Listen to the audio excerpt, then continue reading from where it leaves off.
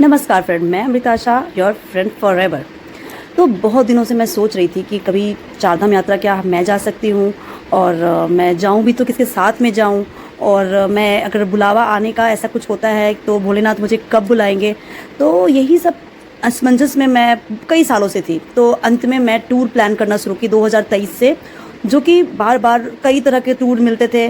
किसी का रेट कुछ, किसी का रेट कुछ। भाई मिडिल क्लास आदमी कोई टूर प्लान करे तो थोड़ा बजट को देखना बहुत ज़्यादा ज़रूरी उसके लिए होता है।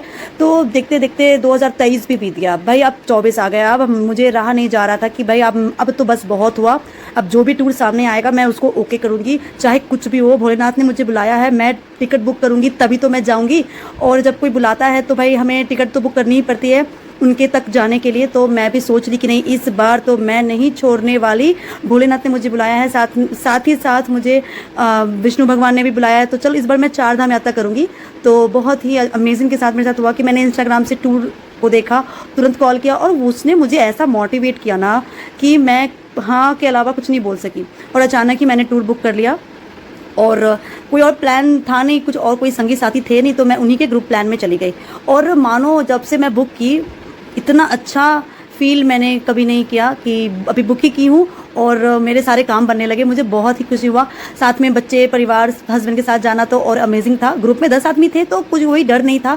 चलो 10 हैं, हमको कुछ नहीं भी पता चलेगा, फिर भी मैं उन लोगों के साथ में मिलजुल के चल जाऊँगी। और आप सोच नहीं सकते कि मेरे साथ क्या हुआ।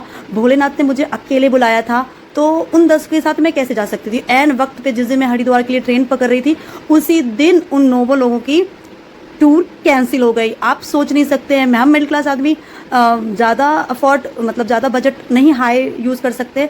तो भोलेनाथ ने मुझे बुलाया ही था, वो तो मुझे 100% पता था। अब मुझे लगने लगा, मेरे हस्बैंड बोलने लगे कि अरे भोलेनाथ ने तुम्हें नहीं बुलाया, तुम ज़बरदस्ती जा रही हो, अभी निकलोगी कुछ और हो जाएगा। देखो वो लोग कैंसिल कर दिए, हम भी कैंसिल करते हैं। बोले ना बाबा ना, इस बार अगर मैं कैंसिल करती तो कभी नहीं जा सकूँगी। चलो भाई, अब तो मैं जाऊँगी ही जाऊँगी। चलो भाई, टूर के साथ मैंने जो भी तालमेल, मुझे पर्सनल कार मिला और हर जगह लग्जेरियस टूर मिला। और भोलेनाथ जब बुलाते हैं ना तो छप्पर फाड़ के बुलाते हैं। और आप विश्वास नहीं करोगे, मुझे हर जगह पे, हर एक मंदिर में, चाहे वो यमुनोत्री हो, गंगोत्री हो, केदारनाथ हो या फिर बद्रीनाथ हो, अरे वीआईपी ट्रीटमेंट मिला। और मैं तो कहीं भी वीआईपी गई नहीं, पैसा देके कहीं भी मैंने दर्शन नहीं किया। मैंने जनरल लोगों के साथ ही दर्शन किया, मतलब भीड़ ही नहीं था भाई। लाइन क्या ही लगूंगी मैं, भीड़ ही नहीं था कहीं भी। और जब मैं दर्शन करके निकलती थी तो भीड़ का तो कुछ कह नहीं सकती, इतना लंबा लंबा भीड़, 3-3 किलोमीटर तक लाइन लग जाते थे लोग। मैं निकलते से मैं देखती थी, मुझे तो लगता था कि भोलेनाथ ने सच में मुझे सलाखों पर बिठा के बुलाया है। मैं तो दिल से इतना थैंक्सफुल हूँ कि मैं क्या ही बोलूँ। तो चलिए मैं अपने इस 4 धाम के टूर को एक्सप्लेन करती हूँ बाय वीडियो, और आप मेरे वीडियोज़ को देखें और मुझे ब्लेस दें। और मैं क्या ही बताऊँ, इतनी खुशी की बात है कि मैं कुछ भी नहीं बोल सकती। और मेरे चैनल को सब्सक्राइब करें और लाइक करें, और इस तरह के एक्सपीरियंस को और जानने के लिए बेल आइकन को जब दबाना ना भूलें, ताकि मेरे सारे वीडियोस आप तक पहुंचे बिल्कुल इजी। तो चलिए चारधाम यात्रा की ओर हम आपको ले चलते हैं एक अलग ही दुनिया में। जय भोलेनाथ। हरिद्वार जाने के लिए मैं दिल्ली स्टेशन पे बैठ गई थी। पुरानी दिल्ली में मैं बैठी हुई हूँ अपने हस्बैंड, बेटा और बेटी के साथ में। और बहुत रात को ट्रेन थी मेरी, 10 बजे के लगभग। तो एक रात के बाद मैं हरिद्वार पहुँच गई। और मैं जब हरिद्वार पहुँची तो इतना सुंदर मौसम किया हुआ था, इतना सुहाना मौसम, यहाँ कुछ कह नहीं सकते। मेरे हस्बैंड थे, बेटा और मेरी प्यारी सी बेटी, सब लोग बहुत खुश थे कि हम लोग अंत में अपने सपनों को साकार करने के लिए निकल पड़े। और वहाँ का स्टेशन ही इतना भक्तिमय था कि कुछ कहने की बात नहीं। तो जैसा कि टूर में था कि कार आएगा लेने को, तो हमें कार आया लेने को, और हम हरिद्वार के हर की पौड़ी जाने के लिए निकल पाए। वहाँ जाके सबसे पहले हम लोग स्नान करेंगे और संकल्प लेंगे कि हम चारधाम यात्रा पूरा करेंगे।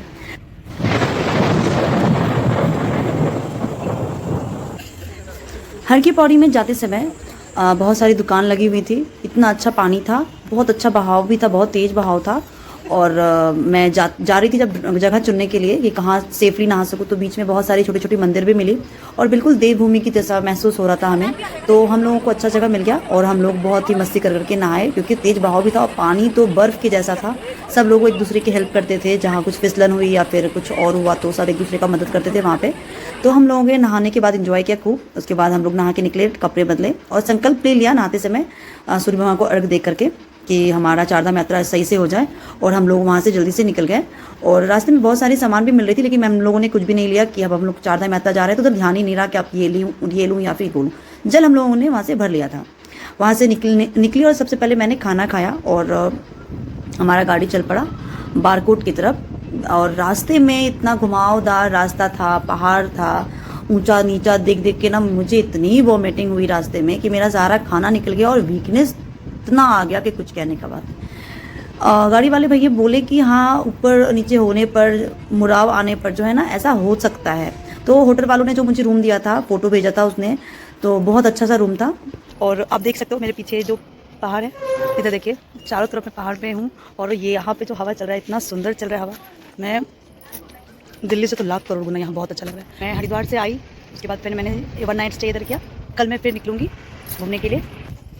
पहला जो मैंने चारधाम यात्रा किया है, जो बुक किया है, उसमें सबसे पहले तो यमुनोत्री है, फिर गंगोत्री है, फिर केदारनाथ, फिर बद्रीनाथ। तो कल का मेरा प्रोग्राम होगा यमुनोत्री का। और हमारा गाड़ी वाला जो मैंने बुक किया वो नीचे है, और हम पूरी फैमिली हैं। आप देख सकते हैं, मेरी बेटी, मेरे हस्बैंड, मेरा बेटा। हेलो। जैसा कि आप देख रहे हैं, हम यमुनोत्री के रास्ते में हैं और बादल आ गया है बहुत सारा और बहुत ज़्यादा ठंडा लग रही है।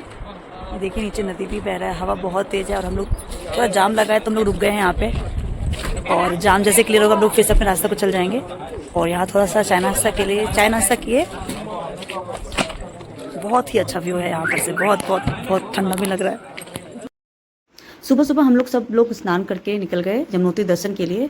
और रास्ते में इतना अच्छा व्यू मिल रहा था कि उसका कुछ कह ही नहीं सकते। फिर हम लोगों ने टोकन अपना जमा किया, मतलब कि कार्ड जो रजिस्ट्रेशन हम लोगों ने किया था वो दिखाया, सबका देखा हम लोग का, और आदमी गिन लिया कितने लोग जा रहे हैं। उसके बाद फिर हम लोग आगे निकल गए। तो जैसा कि आप देख रहे हैं, चारधाम यात्रा का पहला पड़ाव यमुनोत्री धाम हम लोग आ गए हैं। अब यहाँ से यमुनोत्री धाम शुरू करने वाले हैं। देखिए वो रहा ग्लेशियर, और इतना सुंदर, ठंडा भी लग रहा है, गर्मी भी लग रहा है। यहाँ से चढ़ाई है, लगभग 6 किलोमीटर बोल रहे हैं। 6 किलोमीटर के बाद यमुनोत्री धाम आ जाएगा। बस अब हम लोग चढ़ने वाले हैं। तो हमारे भी सब हस्बैंड लोग आ गए। बस अब हम लोग चढ़ाई स्टार्ट करने वाले हैं। तो बोलो यमुनोत्री माता की जय। तो यहाँ से स्टार्ट, या ये द्वार है यमुनोत्री धाम का, स्टार्टिंग पॉइंट है यहाँ से। तो ज़्यादा दूर तो नहीं है, 7-8 किलोमीटर। लेकिन बात यहाँ थी कि मुझे उल्टी पे उल्टी हुआ जा रहा था, वॉमिटिंग इतनी हो रही थी कि कुछ कहने का बात नहीं। बच्चे ले जाना तो पॉसिबल ही नहीं था। मुझे जो मैं बोल रही थी वो उसमें भी थरथराहट आती थी, तो मैंने बेटी के लिए पिट्ठू कर दिया। और रास्ता इतना डरावना था कि मैं क्या ही बोलूँ, भगवान भगवान भगवान करके मैं चली हूँ वहाँ रास्ता में। उसी रास्ता, उतना छोटा रास्ता में पिट्ठू, पालकी और खच्चर घोड़े सब वहीं पे, सारा में बहुत ज़्यादा कंजस्टेड था। ऊपर से डरावना भी लग रहा था। वो देखिए सामने में यमुनोत्री धाम आ गया, 7-8 किलोमीटर किसी तरफ पूरा हुआ। और देखिए जस्ट ग्लेशियर के नीचे में यमुनोत्री धाम है। ठीक है, तो बस यमुनोत्री माता का हम लोगों ने दर्शन किया। और ये देखिए, ये धाम के अंदर का है, उसी मंदिर के अंदर यमुना माता बैठी है, सोने की मूर्ति है यमुना माता के अंदर। वीडियो ले जाना, मोबाइल ले जाना बिल्कुल भी अलाउ नहीं था, वीडियो करना अलाउ नहीं था। तो हमने बाहर से गेट से आप लोगों के लिए दिखा दिया, अपनी मम्मी लोग के लिए बाहर से मैंने वीडियो बनाया। और ये ऑरेंज पूरा यमुनोत्री माता का भव्य मंदिर है, बहुत ही सुंदर, बहुत ही भीड़। मैंने दर्शन तो झट से कर लिया, लेकिन वहाँ जब मैं बाहर निकली तो इतना भीड़, कुछ कहने का बात नहीं। और ये यमुना माता का दर्शन कर लीजिए। और यहाँ जो कपड़े दिख रहे हैं ना, वो ऐसा वैसा कपड़ा नहीं है। वहाँ के लोग साड़ी चढ़ाते हैं, माता पे नया साड़ी चढ़ाते हैं, और वो साड़ी इसी तरह बहता है पानी में, वहाँ साफ दिखते हैं। यमुना माता का जो पहला पड़ाव, हमारे धाम का पहला पड़ाव है, वो यमुना माता हमारे शरीर का जो यम होता है, जो पाप होता है, वो धो लेती। उत्तराखंड के 4 धाम का जो सीक्वेंस होता है वो यमुनोत्री से शुरू होता है, जो कि मेरी पूरी हो गई यमुनोत्री दर्शन। कहते हैं, मान्यता ये है कि यमुनोत्री दर्शन इसीलिए पहला होता है क्योंकि यम जो होते हैं उसकी बहन होती है यमुना, वो हमारा सारा शरीर का जो गंदगी होता है, पाप होता है, वो धो देती है यमुना माता के पास, पहला पड़ाव जो होता है। दूसरा होता है गंगोत्री धाम। गंगोत्री धाम में जाके हम अपने उस अशुद्ध शरीर को धोते हैं, शुद्ध करते हैं। वहाँ से जल लेकर के फिर जाते हैं केदारनाथ। केदारनाथ जो माता भगवान भोलेनाथ जो होते हैं, वो हमें जीवन मरण के सारे चक्र को तोड़ देते हैं हमारे। उसके बाद हम उस शरीर को लेके जाते हैं वैकुंठ की तरफ, मतलब कि जाते हैं बद्रीनाथ धाम। बद्रीनाथ में धाम में जो विष्णु भगवान होते हैं, वो वैकुंठ की ओर हमें ले चलते हैं, ये मान्यता है। तो इसी सीक्वेंस को ध्यान में रख के हमने यमुना माता का दर्शन किया। अब गंगोत्री धाम जा रही हूँ। तो एक रात स्पेंड किया था हमने वहाँ पे बारकोट में। उसके फिर वहाँ से हम उत्तरकाशी को ओर चल पड़े। फिर जो रास्ता थी ना, सुबह 4 बजे निकले थे, तो जो रास्ता थी वो गंगा जी के साथ बगल में साथ साथ चली, मंदाकिनी नदी के साथ हम लोग चल रहे थे। यमुनोत्री दर्शन के बाद जब हम लोग वापस होटल की ओर जा रहे थे, तो रास्ते में काशी विश्वनाथ जी का मंदिर मिला। और यहाँ भी दर्शन हम लोगों ने अच्छे से किया और भीड़ बहुत ज़्यादा थी, बस हमारी दर्शन अच्छे से हो गई थी। फिर वापस फिर हम लोग होटल गए और होटल के बाद फिर हम लोग दूसरे दिन निकल गए गंगोत्री की ओर।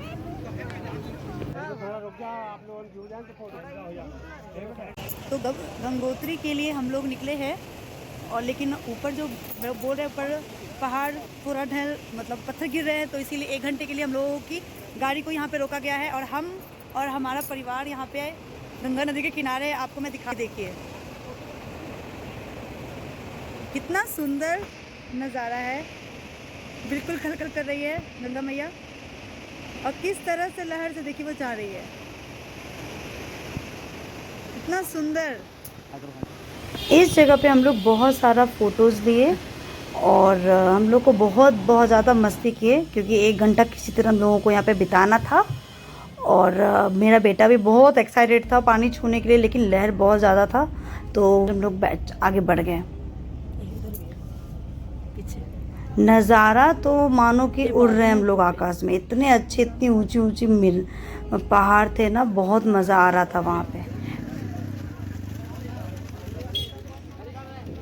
ऊंची ऊंची पर्वतों के बीच में गंगोत्री मंदिर था और ये बहुत सुंदर सा गेट था बना हुआ मंदिर के आगे का, और सुंदर सुंदर दुकानें थी और पूजे पाठ की हर चीज़ वहाँ पे मिल रही थी, खाने पीने की हर चीज़ मिल रही थी। और हम लोगों ने इसी तरह देखते देखते तेज़ी से गए कि हम लोगों को अभी देखिए खाली रास्ता मिल रहा है क्योंकि भीड़ अभी बिल्कुल भी नहीं थी, तो हम लोगों ने सोचा जल्दी से आगे बढ़ के हम लोग दर्शन करके निकल जाते हैं। और एक्साइटमेंट भी था बहुत ज़्यादा तो हम लोग आगे चल दिए।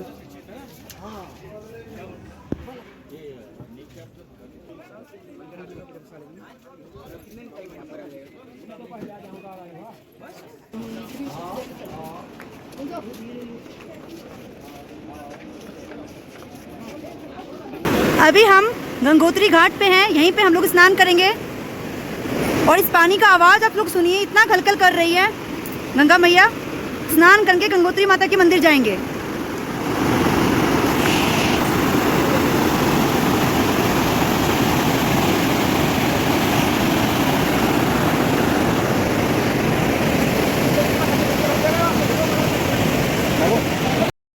अच्छे से नहा धो के हम लोग रेडी हो गए और घाट पे ही हम लोगों ने अच्छे से पूजा किया क्योंकि मंदिर में पूजा करना अलाउ नहीं था, वहाँ सिर्फ दर्शन होते थे। इसीलिए हम लोग पूरे परिवार ने जल की भी पूजा की और गंगा माता की भी पूजा अर्चना करके हम लोग लाइन लगने की ओर में चल दिए। मुश्किल से 5-6 मिनट ही हम लोगों ने लाइन लगा था। उसके बाद हम लोगों को दर्शन हुए। सोने की प्रतिमा थी गंगा माता की और भगीरथ जी की भी वहाँ पे मंदिर थी और बहुत सारे देवी देवताओं के मंदिर थे। इतने सुंदर सुंदर प्रतिमाएं बनी हुई थी जिसमें सिचुएशन दिखाया जा रहा था कि गंगा माता किस तरह धरती पर अवतरित हुई। दर्शन करने में जितना टाइम नहीं लगा ना, उतना टाइम हमको मंदिर से बाहर निकलने में लगा क्योंकि श्रद्धालुओं की इतनी भीड़ थी बाहर कि आप क्या ही हम लोग कर सकते हैं। फिर धीरे धीरे हम लोग मंदिर से बाहर निकले। कहते ना कि कुछ खा लेना चाहिए, मुंह जुठा लेना चाहिए, तो हम हमारे परिवार के साथ में वहाँ एक होटल में कुछ नाश्ता किए, हल्का फुल्का ही नाश्ता, क्योंकि मुझे वोमिटिंग हो जाती थी तो इसीलिए हम लोग हल्का फुल्का ही नाश्ता किए। कुछ समोसे और डोसे मतलब ये हम लोग मिल के खाए और फिर वहाँ से चल दिए। गंगोत्री दर्शन के बाद अब हम लोग वापस अपने होटल जा रहे हैं, होटल की ओर। और कल सवेरे स्टार्ट होगी हमारी केदारनाथ की यात्रा। आज रात का रेस्ट है और हम लोगों को बहुत मजा आ रहा है बर्फ के पानी में नहाने में, बहुत ज्यादा। बोलो, आप तुमको मजा आया नहाने में? हाँ। बहुत मजा आया? हाँ। हम लोगों को बहुत मजा आया नहाने, बहुत बर्फ का पानी था, जम गए थे हम लोग बिल्कुल। हाँ। अब हम लोग मस्ती खेलते चले जाएंगे। दो धाम हमारी कंप्लीट हो गई है, अब 2 धाम और बाकी है। भैया नहाए और मैं पापा भी नहाए और मैं मम्मी भी नहाए, सब नहाए। हाँ। ओके, अब चलते हैं। हाँ। अब गुप्त काशी के लिए हम लोग रवाना होने वाले हैं। रास्ते में खाना पीना खाते हम लोग आगे की ओर निकल गए। रास्ते में हमें अर्धनारीश्वर के मंदिर मिले और हम लोगों ने दर्शन किया वहाँ पे। ये जहाँ पे जो 2 मुख से जल निकल रहा है, एक यमुना है और एक गंगा है, वहीं से हम लोग हाथ पैर धो करके भगवान जी के दर्शन किए। और यहीं पे पहली बार भोलेनाथ ने अपने शिव रूप के साथ साथ पार्वती के रूप को भी अपने अंदर ले लिया था। और इतना सुंदर बादल आप देख रहे हो, इतना अच्छा मौसम था कि कुछ कहने का बात नहीं। यहाँ का पूरा दर्शन करके भगवान से प्रेयर करके कि मेरा केदारनाथ का जो आगे का यात्रा है वो सफल हो, और यही मनोकामना लेके हम लोग आगे की ओर अपने होटल की ओर निकल गए। होटल हमारा सोनप्रयाग में था और बस स्टैंड के बस बिल्कुल नज़दीक में ही था हमारा होटल। और होटल में रात भर रुके हम लोग, और रुकने के बाद हम लोग सुबह के 4 बजे निकल गए। 4 बजे निकलने के बाद हम लोगों ने रजिस्ट्रेशन चेक करवाया और उन्होंने आदमी गिना, फिर हम लोग लाइन लगे।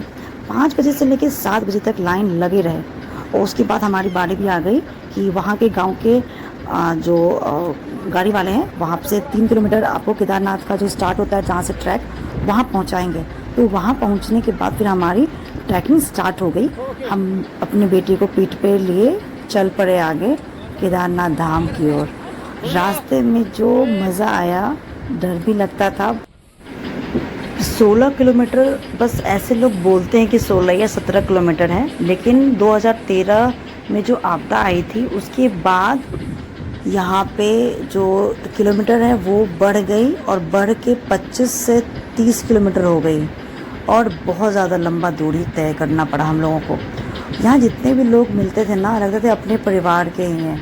मन में एकदम श्रद्धा, सबके मन में श्रद्धा, कोई नौच हो और कोई घमंड नहीं। सब भोलेनाथ के मंदिर जा रहे हैं, और सबका जो घमंड है ना, सब अपने अपने घर में छोड़ के आए थे। इतना पोलाइटली एक दूसरे का हेल्प करके आगे बढ़ते थे। मान लो कोई अगर ससर रहा है तो अपना काम छोड़ के पहले उसको पकड़ो भैया, ऐसा रिलेशन सबके साथ एक दूसरे के साथ वहाँ बना हुआ था। जो खतरनाक जगह था तो एक दूसरे को डांटना है कि वहाँ मत जाओ, यहाँ मत जाओ। उसके बाद हम लोग पहुँच गए, सारे पड़ाव को पार करके हम लोग पहुँच गए केदारनाथ। पहला दृश्य जो था वो देख के आँखों को सुकून मिल गया हम लोगों को, और वही तो था जो हमें हमारे सारे थकावट को दूर किया। जो भोलेनाथ का जो वो मंदिर दूर से जो दिख रहा था ना, दिल को सुकून मिल गया। बस भोलेनाथ का ऐसे ही कृपा बरसते रहे और हमें अपने स्थान पे बुलाते रहे, यही सोच के आगे हम लोग बढ़े। और पता है इतना दूरी में भी 2 किलोमीटर है, ये बहुत दूर था। पहुंचने के साथ ही हम लोग छोटा सा अच्छा सा वीडियो बनाए और फ़ोटोज़ रील्स बनाए, और शाम का वक्त था ना, बहुत ही सुहावना मौसम था।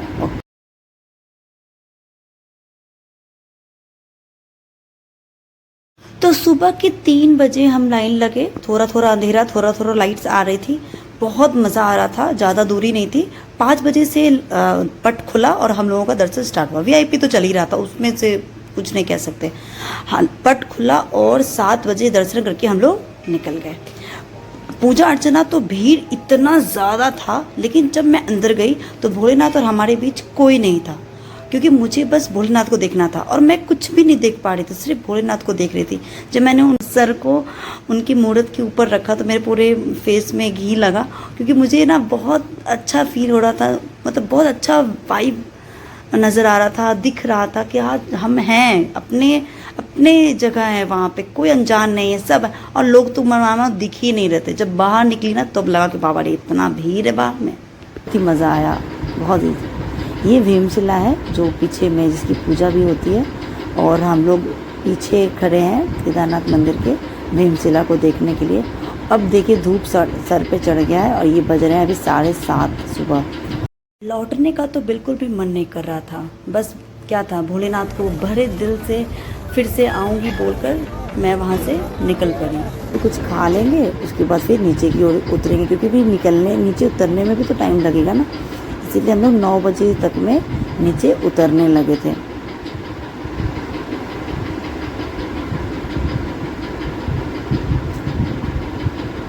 फाइनली हम लोग थक हार के, हमारा चेहरा देखिए बिल्कुल थका हुआ इंसान जैसा लग रहा है। हम लोग उतर गए, हमारे डार्क सर्कल भी बहुत ज़्यादा हो गया, मेरी बेटी भी बहुत ज़्यादा थक गई, और उतरने में उतना ज़्यादा लेट नहीं लगा, लेकिन भाई थकावट तो लगा बहुत ज़्यादा। तो हम लोग उतर गए नीचे।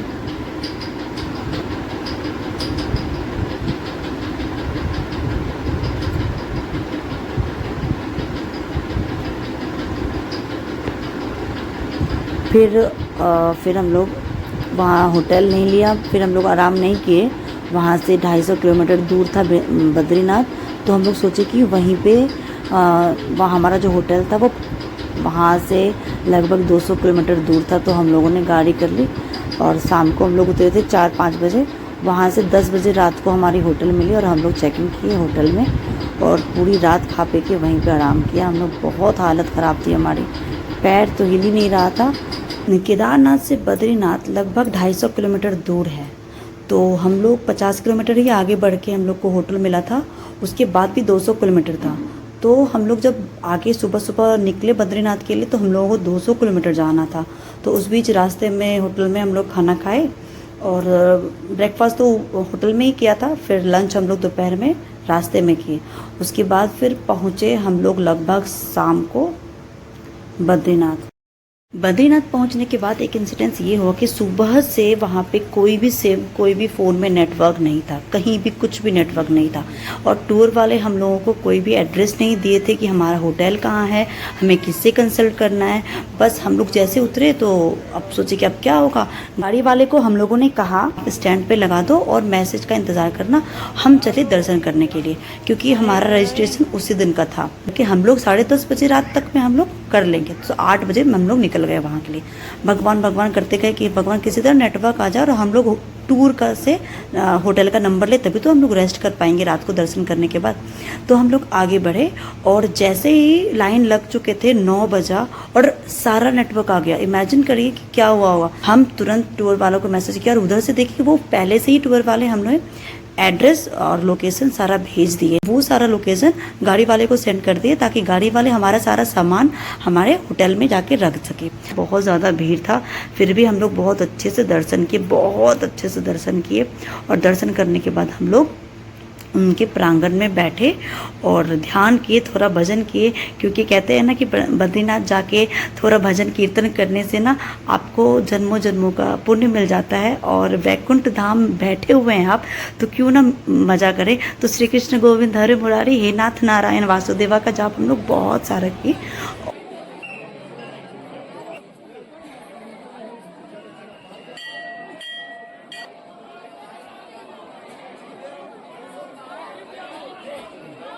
लाइटिंग वाला दृश्य था।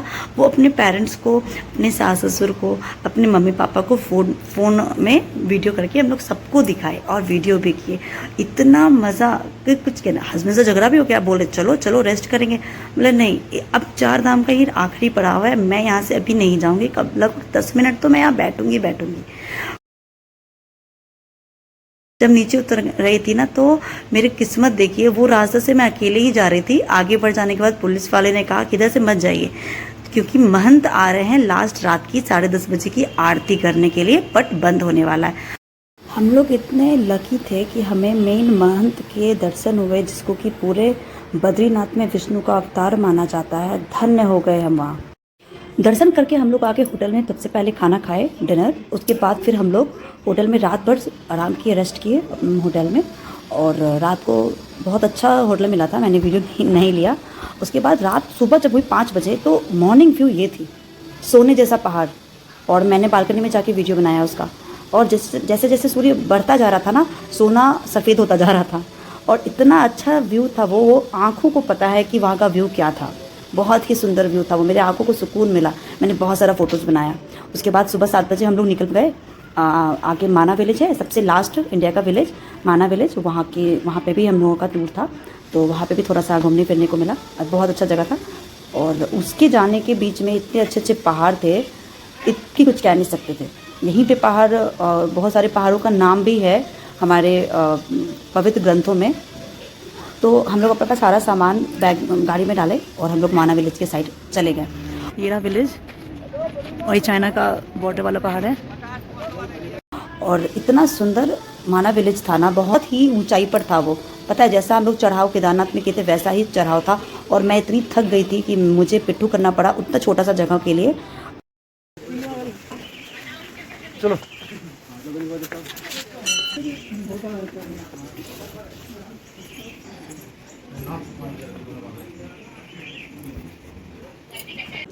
हाय गाइस, मैं यहाँ माना विलेज में हूँ और उस साइड जो है वो चाइना का बॉर्डर है। और ये भारत की पहली चाय की दुकान है जो कि माना विलेज में है। और माना विलेज भारत की पहली विलेज है जो कि चाइना की तरफ से है और भारत की तरफ से लास्ट विलेज है। और देखिए, मैं यहाँ पे बद्रीनाथ घूम के आई हूँ देखिए उस वाले गांव में बद्रीनाथ का मंदिर है। ये 2 पहाड़ आपको दिख रहे होंगे, ये है नर और ये है नारायण। कथा के अनुसार नर भगवान इसमें तपस्या करते थे और नारायण इसमें करते थे। दोनों पहाड़ एक जैसे हैं। पुराणों में लिखा गया है कि जब ये नर नारायण पर्वत एक हो जाएंगे, मिल जाएंगे, तो बद्रीनाथ का रास्ता बंद हो जाएगा। यही वो वेद व्यास का मंदिर है जहाँ पे व्यास जी ने 18 पुराण और 4 वेद की रचना की थी। और महाभारत भी यहीं लिखा गया था, जो कि गणेश गुफा में गणपति जी बैठ के लिखे थे और वेद व्यास जी ने बखान की थी। अब आगे चल के हम लोग सरस्वती माँ के दर्शन किए और आगे जहाँ से सरस्वती माता नदी के रूप में बह रही हैं, वहीं पे हम लोग गए और ये सरस्वती मंदिर है। और जिस पुल पे भी हम लोग चल रहे हैं ना, यही वो पुल है जहाँ पे भीम ने बड़ा सा पत्थर रख के पुल का निर्माण किया था। उसे स्वर्ग के रास्ता के लिए सरस्वती नदी को पार करना था पुल पे, और भीम पुल के नाम से उसे जाना जाता है। और वहीं पे स्थापित हुआ सरस्वती जी का मंदिर और ये वेद व्यास जी का मूर्ति है। यहाँ पे सरस्वती नदी का उद्गम स्थल है। यहीं से सरस्वती नदी हमारे भारत में आई है और आगे जाके लुप्त हो गई है। यहाँ पे मंदिर है सरस्वती माता का। और पांडव जब स्वर्गारोहण पे थे तो भीम जी ने यहीं पे बड़ा सा शिला रख के पुल बनाया था और आगे बढ़े थे। विशाल पत्थर है, देखिए।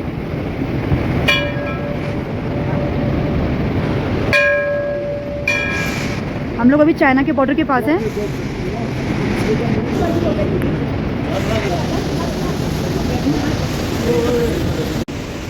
देख रहे हैं ना, यही रास्ता बनाया गया था। इधर भी सरस्वती नदी बह रही है, इधर भी सरस्वती नदी बह रही है, और इधर से होकर के इधर की ओर गए थे। इतना आवाज़ था ना सरस्वती नदी में, इतना तेज बहाव कि कुछ कह नहीं सकते। ये माना विलेज से हम लोग निकल रहे हैं, ये रहा विलेज, और ये चाइना का बॉर्डर वाला पहाड़ है। इस पहाड़ से चाइना की दूरी मुश्किल से 50 किलोमीटर ही होगा। और उसके बाद वहाँ से फिर लौट के हम लोग वापस अपने घर को चलने लगे। ये माना विलेज इधर ही है और हम लोग अपनी गाड़ी की तरफ जा रहे हैं। यहाँ से हम लोग डायरेक्ट अब ऋषिकेश की ओर प्रस्थान करेंगे। रास्ते में मुझे बजरंगबली की मंदिर मिली। ये वही जगह है जहाँ पे हनुमान जी ने भीम जी का जो घमंड था वो तोड़ा था। ये वही मंदिर है। हम लोगों ने दर्शन किए, उसके बाद फिर हम लोग ऋषिकेश की तरफ चल पड़े। पंचप्रयाग में से एक प्रयाग देव प्रयाग है, जहाँ पे अभी हम लोग हैं। यहाँ पे अलकनंदा और भगीरथी का संगम होता है और ये एक बहुत ही सुंदर नज़ारा है। छोटा सा गांव, वो भी पहाड़ पे है। देख सकते हैं आप कितना सुंदर से यहाँ दिख रहा है, 2 कलर का पानी है ना। उसके बाद हम लोग पहुँच गए ऋषिकेश। ये लक्ष्मण झूला में हम लोग आगे बढ़ रहे हैं। ऋषिकेश की भूमि पर ही आकर हमारा 4 धाम यात्रा सफल होता, तो यहाँ आके हम लोग अपना पूरा 4 धाम यात्रा सफल कर दिए।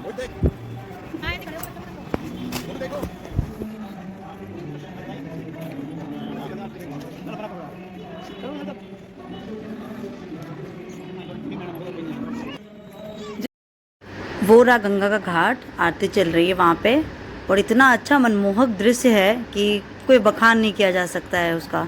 हवा भी बहुत ठंडी चल रही है, बहुत शीतल लग रहा है वहाँ पे। बहुत ही मनमोहक दृश्य है ये वाला।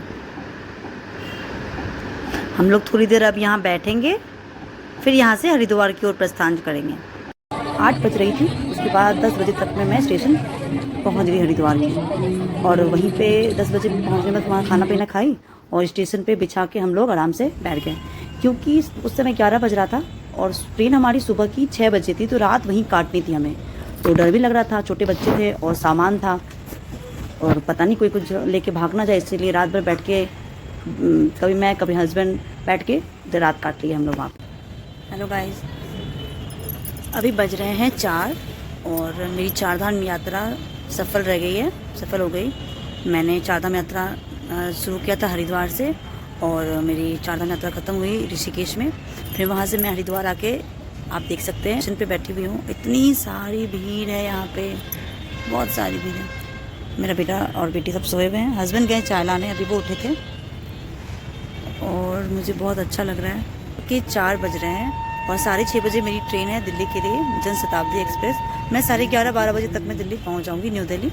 और मैं बहुत एक्साइटेड हूँ घर जाने के लिए, क्योंकि 10 दिन हो गए हैं। 3 को निकली थी, आज 13 तारीख हो रहा है और ये लंबी छुट्टी हो गई हमारी। पैर का तो एकदम हालत ख़राब है, चला नहीं जा रहा है। और मेरा बेटा बेटी भी बहुत सूख गए हैं, पूरा चेहरा डल हो गया लोग का। तो अब इंतज़ार है घर जाने की। और मैं भगवान से मनाती हूँ कि मैं इसी तरह घूमती रहूँ और आप लोगों के लिए अच्छी अच्छी वीडियोस बनाऊँ। और ये 4 धाम यात्रा स्पेशल वीडियो मैं बहुत जल्दी अपलोड करूँगी। इसके लिए धन्यवाद। हमारा ये 4 धाम का छोटा सा वीडियो आपको कैसा लगा हमारे कमेंट बॉक्स पे ज़रूर लिखें, और कमेंट बॉक्स पे भर भर के हर हर महादेव का कमेंट भेजें। मेरे चैनल को सब्सक्राइब करें और बेल आइकन को दबाना ना भूलें। मेरे वीडियो को लाइक करें, शेयर करें। धन्यवाद। हर हर महादेव।